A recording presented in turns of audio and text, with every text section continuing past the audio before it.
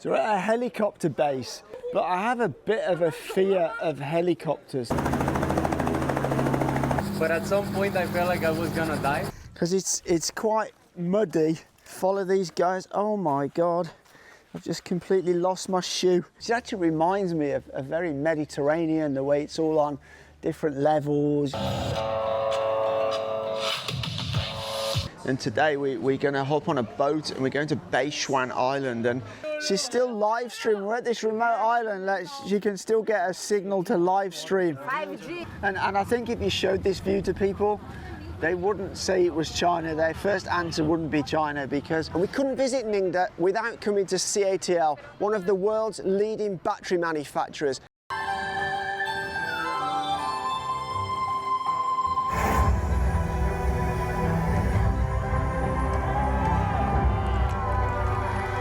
Hi, welcome back. You know, sometimes it's really nice just to get out of the city, you know, just to relax a little bit, and that's what I'm doing here. I've come to Fujian province. We're in a place called Ningde.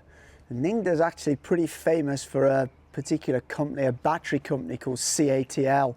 They're one of the world's most advanced EV battery manufacturers. But I'm at this resort, and the resort is called One Stay. It's absolutely beautiful.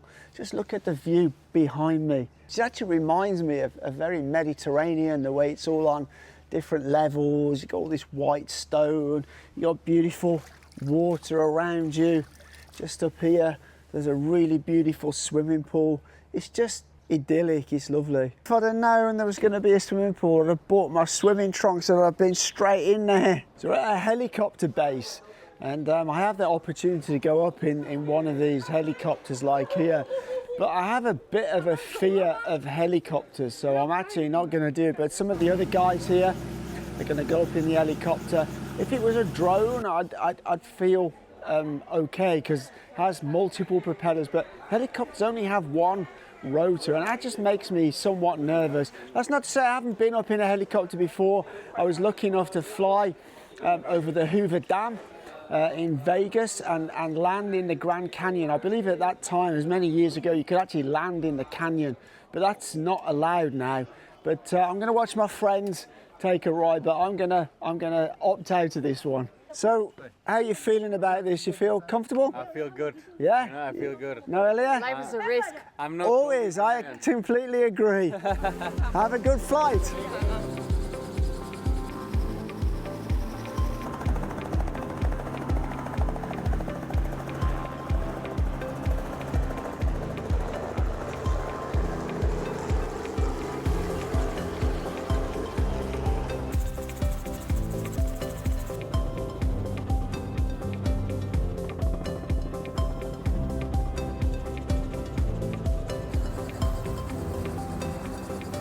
So, how was it? Bro, you have to go on it. It's really cool.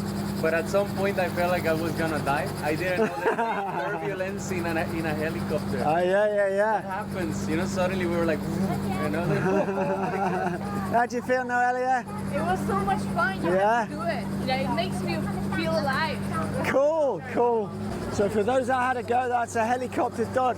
And we're now heading towards the beach. We're going to dig on the beach for some clams. That'll be a first for me. After a bit of a bumpy ride on the bus, we are at the beach area. We're having to do a bit of walking now down to where it is. This is where we get our digging equipment. We have a bucket, we have some beach shoes. So I'm ready. I've got my socks on. I guess we're going to get our feet wet. I've got my shoes on.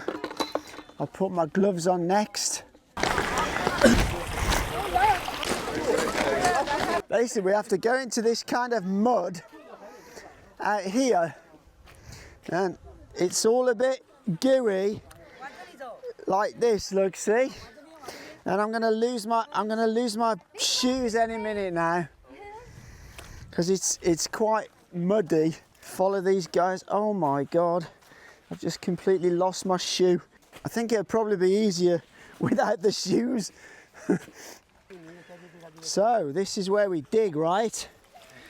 And we turn it over.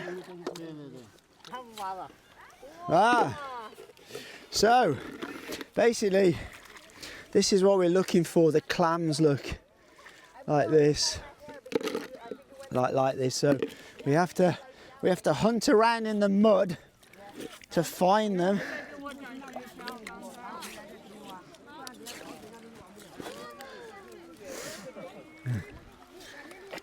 Maybe this is one here. No.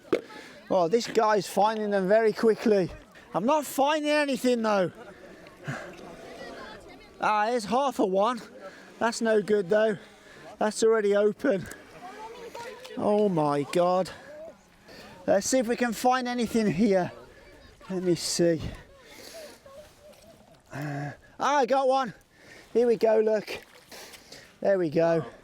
I've got to tell you though, this is not a job I'd like to be doing full time. Oh, look at all these guys have got crabs as well. Here, look.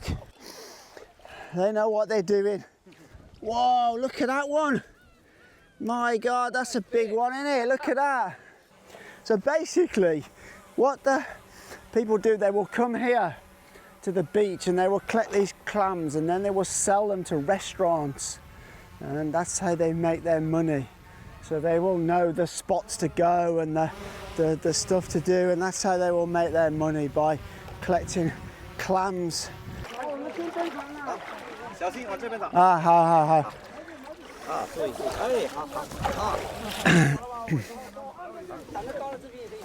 So as you can see, that small bit of land we were standing on is all gone because the tide's coming in now. So we're jumping on the boat to head back to where we came from. So we're gonna wander back to find our shoes. But what a beautiful view, look at that. So nice. Man, China has some nice places.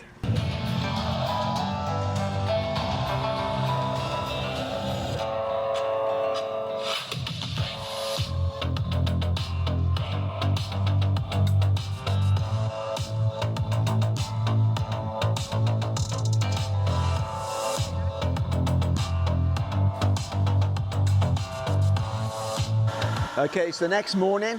Had a great night's sleep. I'm just getting a coffee. Today we're going to hop on a boat and we're going to Bashwan Island, and from the pictures I've seen it looks absolutely beautiful, so kind of looking forward to that.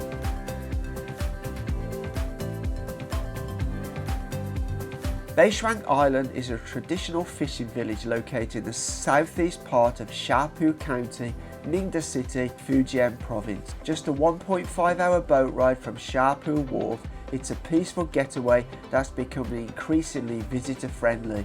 The island's tourism facilities are steadily improving, with 25 homestays currently available. About half of them are run in partnership with local villagers. You'll also find plenty of options for dining, leisure and photo-worthy spots to explore. Whether you're looking to unwind or soak in some local culture, Bashwan Island offers a relaxed, authentic experience that's perfect for a short escape. This is another hotel here. Wow, it's got a fantastic view, look. Wow, look at the view just down here now. Whoa. That is absolutely beautiful. Look at the view behind me, man. I don't know, you just don't feel like this is China at all, do you?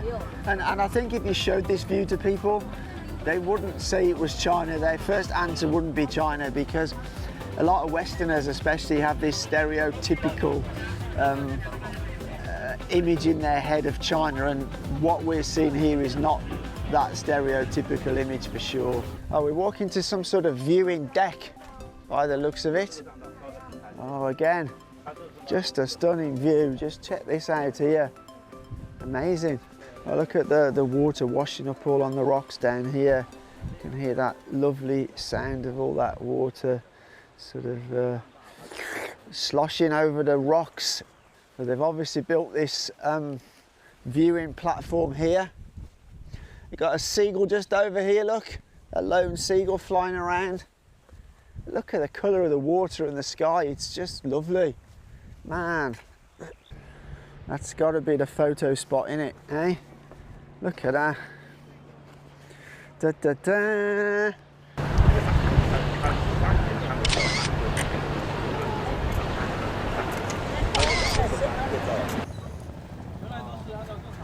So we're back at the dockside. I guess this is where we're going to get the boat from. You see quite a lot of fishing boats down here in the harbour, look. And, I guess this is our boat just here coming that we're going to be riding on, I suspect. We are on board. I think we need to be going up to the back.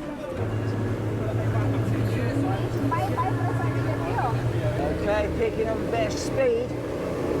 Got two big engines there at the back, providing the power. We're heading to the next island. Okay.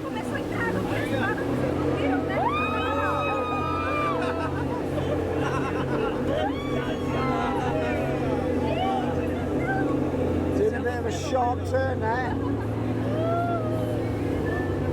Okay, so we are slowing down now at the front of the boat. It's kind of a cool view behind me, look. And you can see from the water line how high the water comes up, look. So this island here, as I said before, there's no inhabitants on there. The only inhabitants are the wildlife. So there's a lot of seagulls. But I've just found actually this island is a protected island by the government, so people can't move onto there and start building because it is under protection, which is cool. Keeps the wildlife and the habitat and that for them, really cool. We're not going to get off at this island, we're going to turn around. Let's go. Oh. Hey. Cheers. It's a little bit colder when we're on the boat because the wind was really blowing because it was really going at some speed, but it's nice and warm now we're on the island. It's lovely. And you see Simi here. She's still live streaming. We're at this remote island. Like, she can still get a signal to live stream. 5G. That's pretty cool, right? That's amazing. To get onto the island, it looks like we've got to climb some sort of rock stairs here. We need to go careful. This man here lives on this island. So this guy's actually an oyster farmer. He raises the oysters. This is this over here is an oyster farm. So we need to come up here, right, to the next part. You get a better look at the oyster farm part from here, look.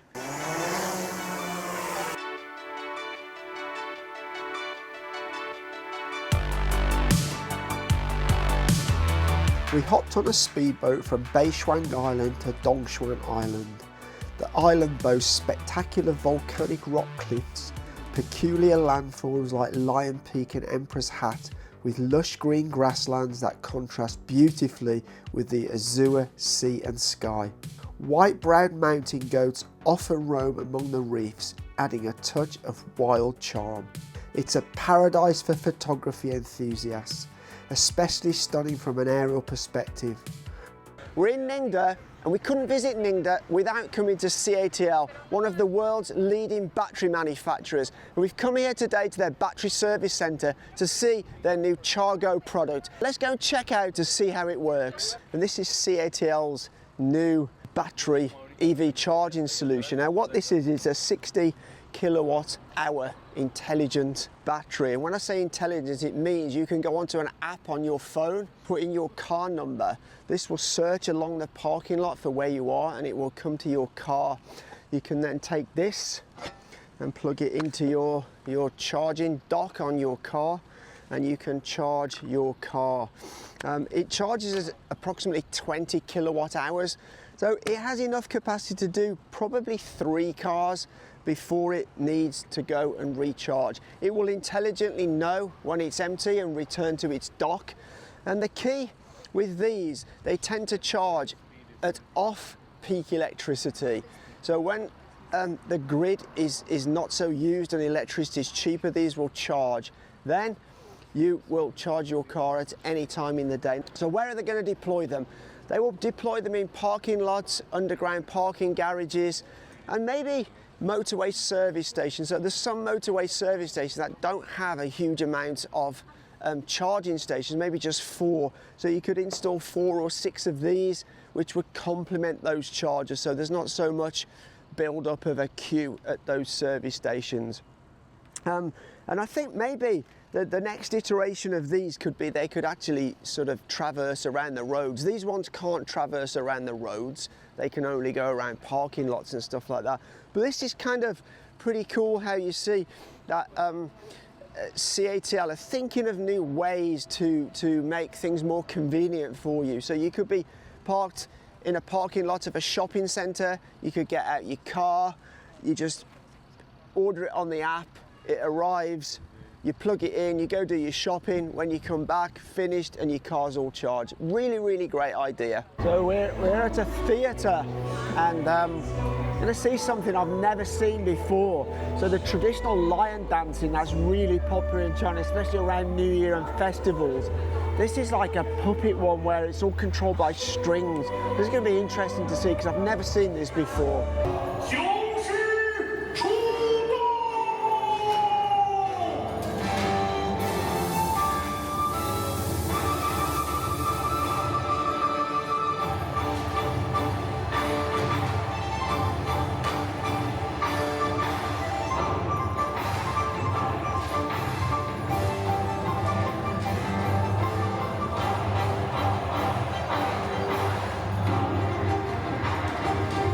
My God, these are really heavy. Really? Bloody hell, yeah. You know, like which one are you controlling? I'm not sure. That's very heavy. We all got strong arms. That's harder than it looks, man. These small ones are 20 kilograms each, and a large one is 40 kilograms. This is their ball. God, even that's quite heavy. Whoa. So we're in Fujian village in Ningde, and this particular street dates back maybe up to 1,000 years. It's the oldest street here in the village. We're going to go and see how steamers are made. And these are traditional steamers that are used for baozi. They're handmade here, they're still handmade. And we're going to go and see how that's done. So what this guy's doing here is turning this into these. And these are steamers, and they're used to steam dumplings and baozi and things like that. And that's what this guy is making. And this is the raw wood. This is smells nice because they steam it using tea, and then that gives it its flexibility. How many years have you done this for? Whoa, 30 years. Whoa. And how long does it take to complete one like this? He makes all that in one day. That's pretty impressive. As you can see, that this is quite thick, and this is not so thick, but this is basically built up of layers. So this is the outer layer, and then he will put more and more layers to build it up thicker and thicker.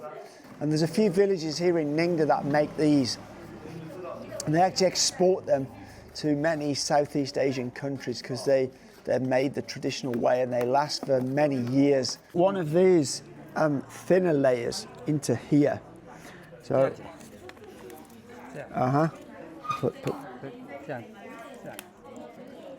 okay.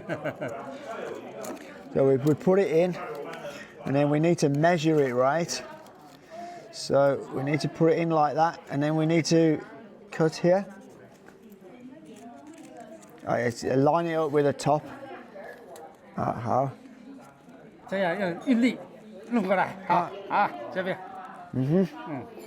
This?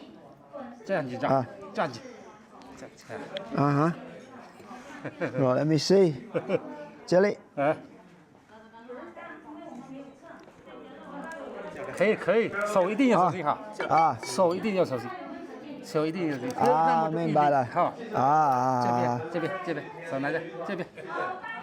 哎，这样子。这边这样子，用力弄上来，哎，这样子。明白。好，明白。Yeah。这样子，对，啊，这样子。哎，这样子。Then we push. That's cool. So he puts a little nick there, so he can bend it. He can bend it out like that, and then he flips it in, and it keeps it really tight. Wow, that is so cool how he builds up. See how he builds the lip up with the smaller pieces. That's amazing. Very good. So basically the guy said that unfortunately the younger generation don't want to do this because it's quite tiring work. You can literally make one per day approximately, and it sells for 300. He makes about 100 yuan. So young people don't really think it's worth their time to do that, which is a shame because the art will die out if it's not passed down the generation. I mean, this is a skill it really impresses me that the guy makes it look so easy, and it's not that easy. It's just that guy's been in it for 30 years. So he's just mastered that skill. And we're in a small village called Longtan. We're going to have a walk around the village. Oh, there's a little stream here.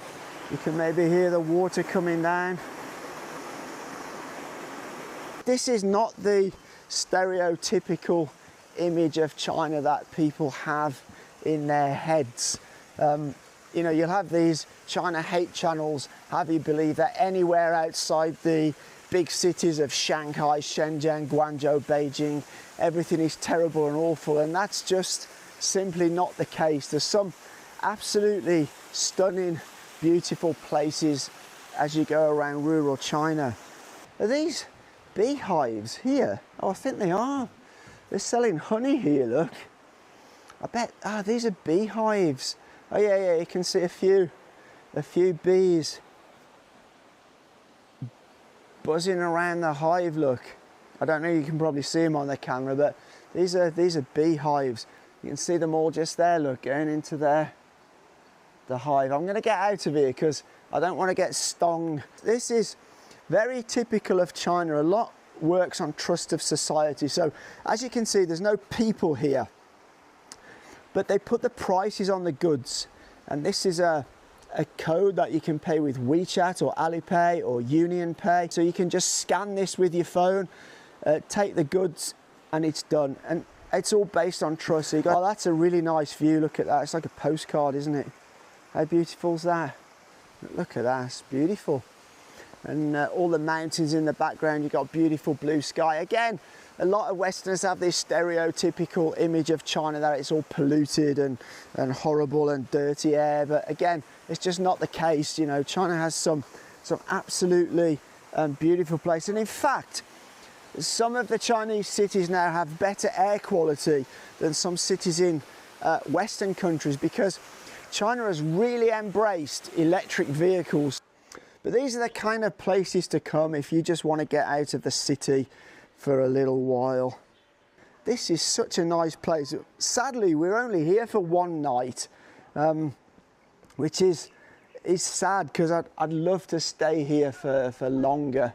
It's just one of those places you can really relax. Again, here, look, there's some snacks and treats, tissues, water, some crisps and biscuits. Just all on trust. Just scan the code, take what you want, and away you go. How good's that? You know, I know in England, if that was there, it'd literally all be gone in about 5 minutes. It'd all be robbed. It wouldn't last long at all. So this village has kind of been renovated because it went into sort of dilapidation. An artist came here and he revived the village to what it is now. And so we've come from Longtan to Serin Village, and as you can see, it's beautiful. And right here, there's a place that sells some croissants. So we're going to go and give them a try because I like a good croissant. Wow, look at those. Oh, these are really, really nice. So nice. Very, very good. Very delicious. We are going out to explore the village. That's really nice. See the fish in the pool. Oh, these are homestays. So if you want to come and stay in a village, you can stay at a place like this. I think these are great for like weekend retreats, just to come and relax out to the city and chill and not do much, just watch some movies on your computer or something like that. Oh, look at these two little dogs here. Hello. Oh, this is interesting. They brew their own beer. It's like a microbrewery. And this is the beer they brew. Whoa. IPA, look. 4.3%. This is a cold coffee beer out the fridge. We can open it on here, right? Yeah. Let's pour some for me and some for Vicky. Cheers. Cheers.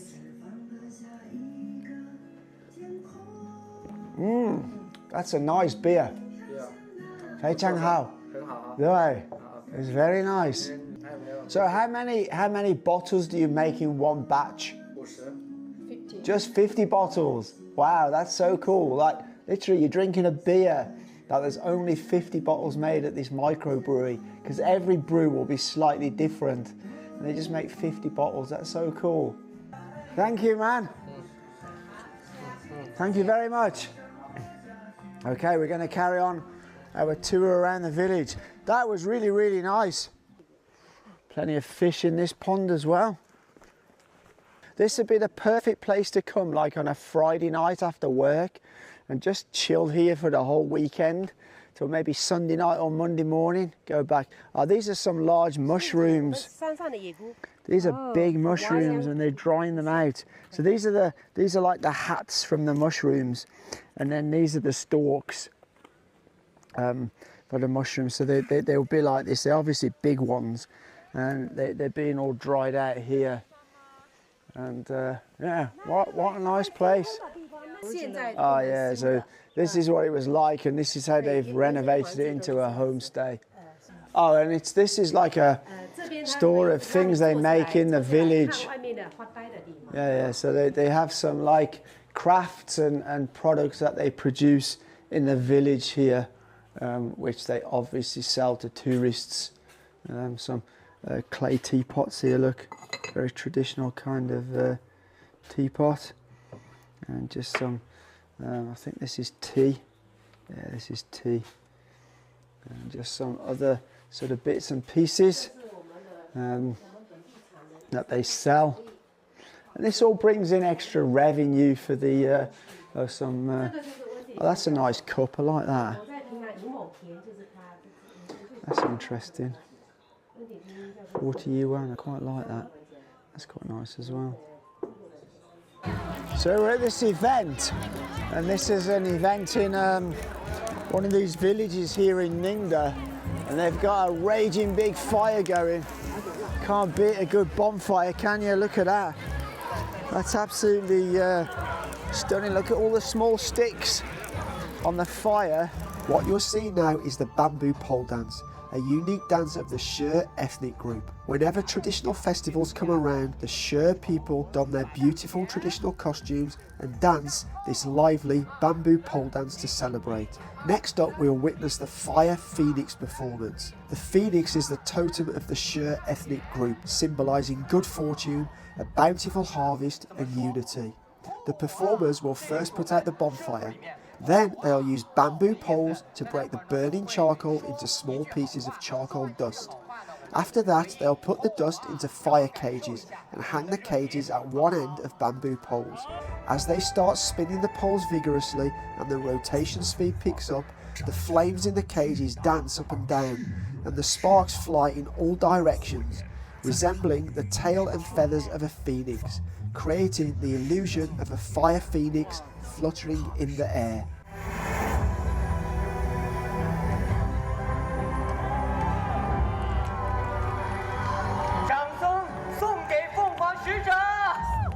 So I've had a great time here today, and I hope you have too. I've seen some stuff that I haven't seen before. It's really cool how they're bringing people into the villages to revive them and bring business here. Really, really good. And that, just what we just saw with the sort of fire and the ashes was really, really cool. Anyway, from Ningde in Fujian, for now, take care.